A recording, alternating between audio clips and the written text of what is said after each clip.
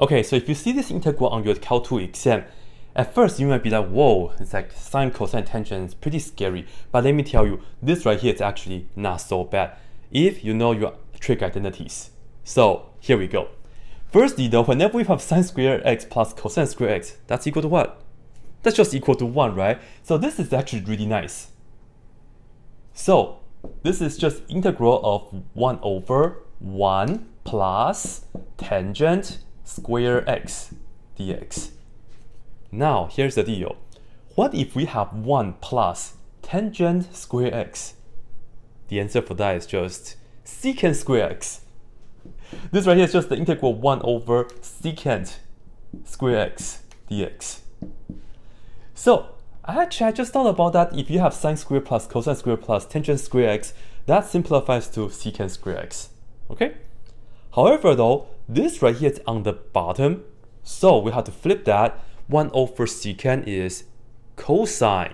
So this right here is actually just integral of cosine square x dx. Alright? Now, how do we integrate cosine square x though?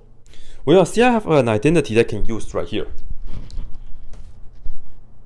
So let's utilize that. Here, we are going to look at this as 1/2, which is just a constant multiple. I'm going to put it on the outside, and then integral, and then the rest is going to be 1 plus cosine of 2x.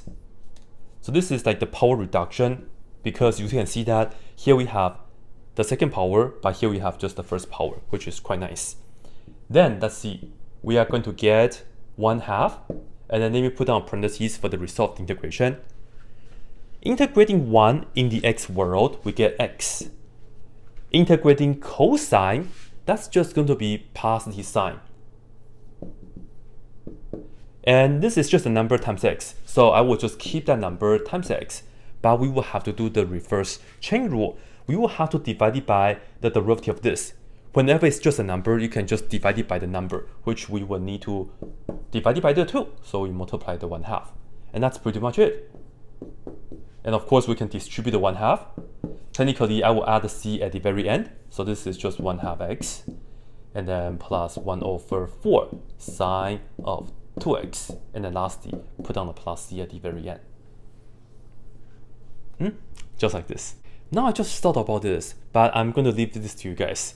Go ahead and integrate 1 over sine square x plus cosine square x plus tangent square x plus cosecant square x plus secant square x plus cotangent square x. I haven't tried this yet. I don't know what the answer is. You guys let me know in the comment. That's it.